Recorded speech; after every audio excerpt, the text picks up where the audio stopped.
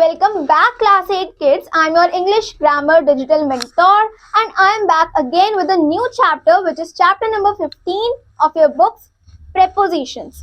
So open your book, pick up your pens and let's get started. So we'll start with the starter part. Here a passage is given and we have to circle the preposition in the given passage. So first let's read the passage. Potato is a major crop grown in over 100 countries in the world. In this sentence, prepositions are in and over. So we will circle both of them. First time, the local residents of South America brought potato under cultivation, possibly 2000 years before the Spanish conquest. In this statement, under and before are the prepositions. So we will circle both of them. Now next, in 16th century, the Spaniards first came into contact with some villages of this country.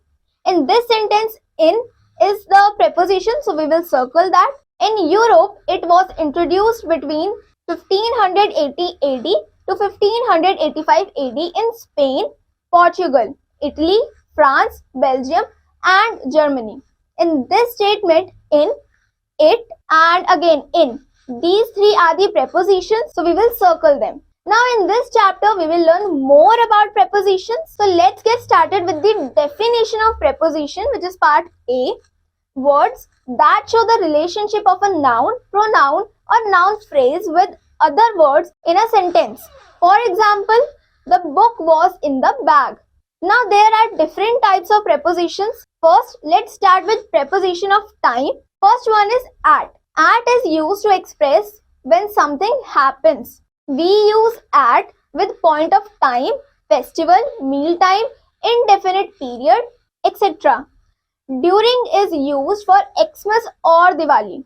For example, we met her at 4 o'clock. Next is in. In is used to express the period of time in which something happens. We use in with months, years, seasons, centuries, periods of the day like morning, evening, afternoon. For example, he was born in 1947. Next is on. On is used with days, dates, birthdays, anniversaries, etc. For example, he arrived here on Monday. We use on with morning, afternoon, evening, etc. when they are modified. For example, he arrived here on Monday. She went for jogging on a pleasant morning. Next is in or within. In is usually used to refer at the end of something, whereas within is used to refer before the end of something. For example, he will be back in an hour. Next one is during. During may be used with the periods of days, months, seasons, years, decades, and centuries to express the idea that something continues throughout the whole a specified period. For example, they walked during the day and slept during the night. Next one is by. By is used to indicate the latest time at which an action will be finished. For example, I'll finish my homework by 8 o'clock. Next one is for. For is used with the periods of time to indicate how long an action lasts. It is generally used with a perfect tense but is also used with other tenses. For example, Mr. Rao has taught in this school for 10 years. Next is since. Since is used with a point of time in the past from which an action began and it continues till the time of speaking. It is generally used with a perfect tense. For example, he has been sleeping since 4 o'clock. Next is from. From indicates the starting point of an action in the past or future. It is always used with to or till. For example, Rubina lived there from January to December. Next is till or until. Till and until are used to show something happening or done up to a particular point of time and then ceasing to happen. For example, wait here until I come back. Next is before and after. Prepositions before and after are used to relate to a particular time.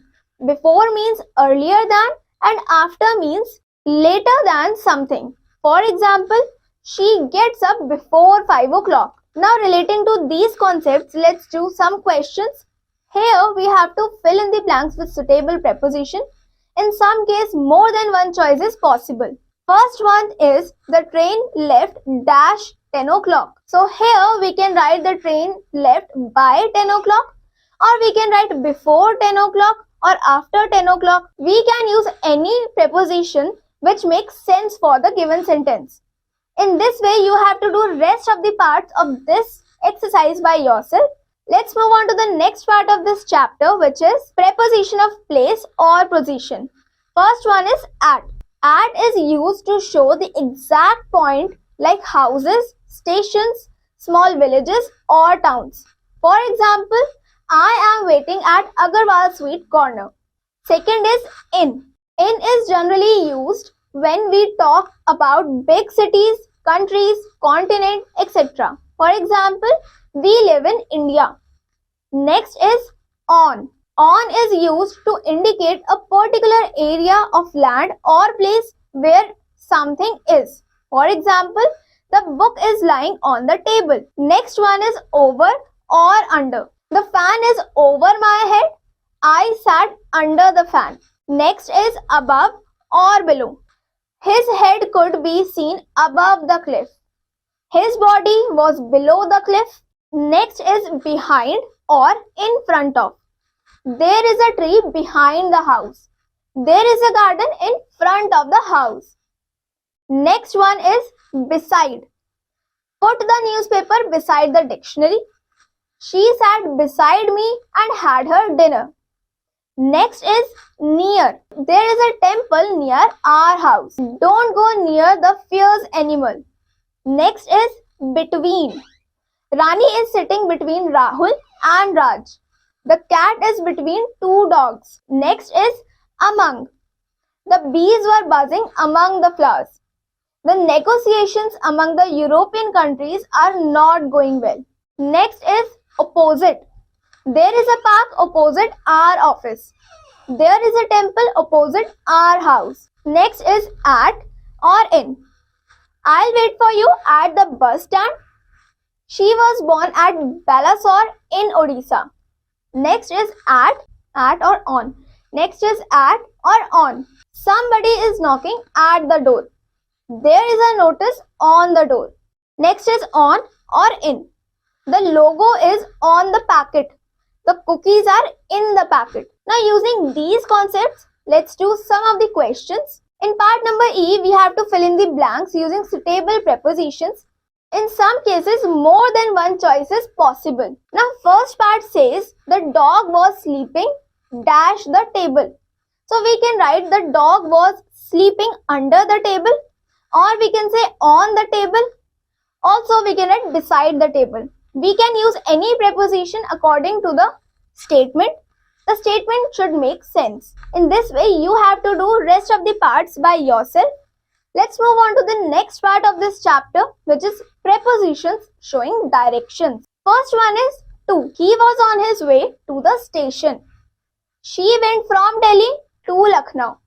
Next is towards. He threw a ball towards Maya. The policemen were going towards a crime spot. The next one is into. The frog jumped into the pond. The boy jumped into the river. Next is out of. He took the toffee out of the jar. The girl is looking out of her window. Next is off. The man fell off the horse. The vase fell off the table.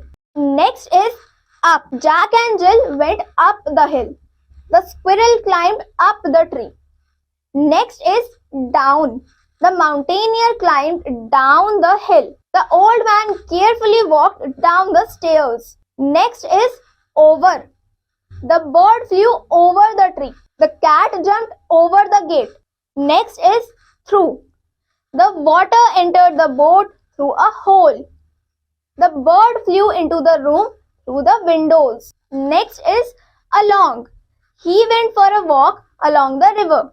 Walking along the road, he reached the theatre. Next is across. The hippopotamus swam across the river. The airplane flew across the river. Next is past. The ball went past the boundary and hit the car. Go past the temple to reach the bank. Next one is round. Ganesha went round with his parents. They went round the city. Now using these concepts, let's do some questions. In this question, we have to fill in the suitable prepositions. In some cases, more than one choice is also possible. So the first statement is, she threw the toy dash me. We can write here, she threw the toy towards me. We can use any prepositions, but the statement should make sense. In this manner, you have to do rest of the parts by yourself. Let's move to another topic, which is other uses of prepositions. First one says besides, which means in addition to. There were 50 boys besides 50 girls. Next is in. In suggests the interior of another. For example, she is interested in learning. Today he is in an angry mood. Next is on. On suggests the idea of resting on something. It depends on my father's decision whether I am going there or not. Next is off. Off suggests belonging. For example, one wing of the bird is broken. Next is with. With suggests company or association. For example, he came with his whole staff. With is used with a thing that we use to do something. For example, cut these fruits with a knife. Next is about. About suggests the subject of conversation. For example, kindly tell us about you. About also suggests nearness of some kind. For example, the train was about to leave. Next is from. From suggests the source of something. For example, the Ganga originated from the Himalayas. Next is for. For suggests a purpose. For example, let's go for a walk. For also shows a general period. They were here for 1 month. Next is by. By suggests the person or thing that did something. For example, Hamlet was written by Shakespeare. By is used with means of transport. For example, we are going to Meerut by bus. By is also used with certain expressions like by chance, by mistake, by heart, one by one, step by step, etc. Now here in this question, we have to pick the correct option. The first one is he told us dash his best friend. So we have three options of, in and about. So in this statement we can use about. Our statement would be he told us about his best friend. So for this, option 3 is correct. We'll put a tick on the third option. In this way you have to do rest of the parts of this exercise by yourself. With this we come to an end of this chapter. I hope you understood this chapter. We'll meet in the next class with a new chapter. Till then, take care and bye-bye.